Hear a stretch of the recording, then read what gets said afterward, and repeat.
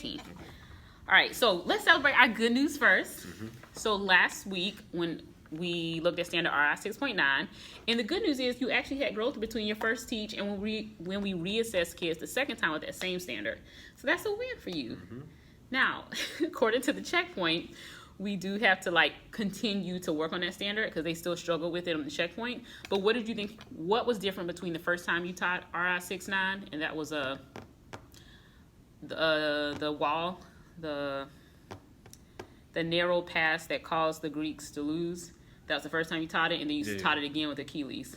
So what was different between that first time you taught that standard and the second time? Just being able to walk through the thinking steps in a much more broken down, kind of punched in kind of way, I think really helped out, and to give the kids the example going back to Thermopylae.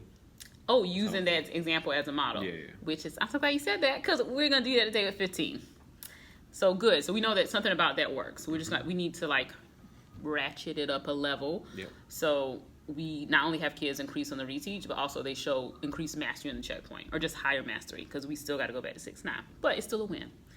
So today we're going to look at RL 6.2, determine theme or central idea of a text and how it's conveyed through particular details. In order to master this standard, what are the main things kids had to be able to do according to this exit ticket? Infer What? what the theme is. Yeah. And what else? What inferencing skills and supporting with detail from the Excellent. text. Yep. They had to be able to identify that theme, use an inference, and find these relevant details. Even though that both 15 and lesson 18 ask kids to find theme, the one difference that they're asking for in 18 was that they want kids, before they say the theme, to state a theme topic, which is essentially not a theme statement. So they want them to do both. So when you remodel 15 in lesson 18, we're going to add that layer of the theme topic, which is actually pretty simple. All right, so let's look at how this is a mishmash. Now your data, you didn't have a shell for 15 because it's not one of your track lessons, so that's not on anybody, but I went ahead and made a shell for you so we can see the data, and I could grade the kids' papers. Nyla was in my office today, and she saw your graded exit tickets there. She's like, "You're the one that grades our exit tickets? You look at these?" I said, "Sometimes I do." So she got a little upset about that. And she found her paper, and she got 2 out of 3. Few assessments. So I went along, basically, used the rubric the way Wheatley had it, so they could find the theme, were able to correctly identify the development, and then explain how those tied into each other. So they had relevant evidence, found a theme, and could explain how that helped develop the other. They got full 3 points. So this is your data. So 48.3. It's very even. Mastery, yeah. And so with it being this even, I really just dug into what's happening in this approaching category. So those kids who got 2 out of 3, what was stopping them? And it's funny you should say it was even, because what I found out is the split between what was stopping them was also pretty even.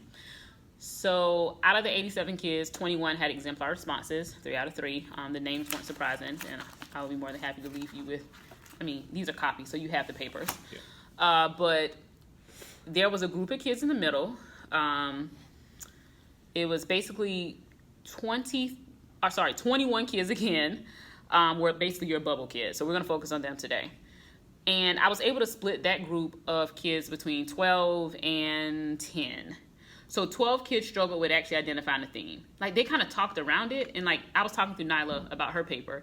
So I could tell she knew what the story was about, but she never explicitly said the theme is this, or they found the wrong theme. Right. Sometimes even if they didn't say, at first when I was grading it, I was like, okay, I can see how this would be a theme.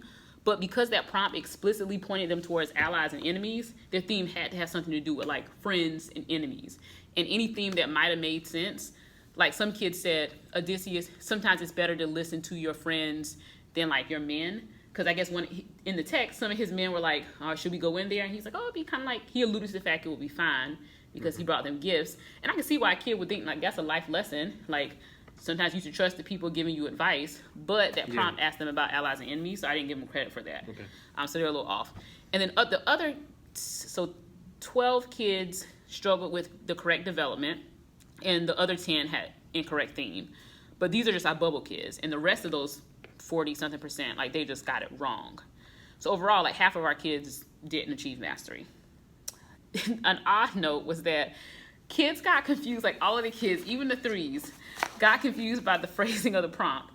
So when it says write a short description about how details of Odysseus' character develop a theme, they all, even our level 3's kids, wrote about Odysseus' character in isolation, then identified the theme, and then like would find evidence. But what this is really saying is like, how did the details about his character develop a theme? Like, they were like, Odysseus seems like a brave person. His character seems strong or brave. Yeah. Like, y'all, we don't really care about Odysseus' character. We're talking about Regarding the theme. Yeah, they chunked it really weird. And when I saw it like on enough papers, I'm like, too many kids are doing this for this to be a mishap. Yeah. So I thought that was funny, but it's something that we could fix just with a clear model of like how to answer it comprehensively.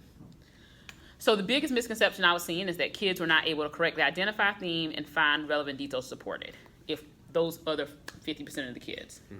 So basically it's the standard. They did not meet the standard. Yeah. So what I think is going to best help them is if we were to model that entire process around this is how I read a text, this is how I identify relevant details, this is how I identify the theme, this is how I tie it back together in a written response, then they'll be able to see you go through that whole process and it'll be much more clear for them.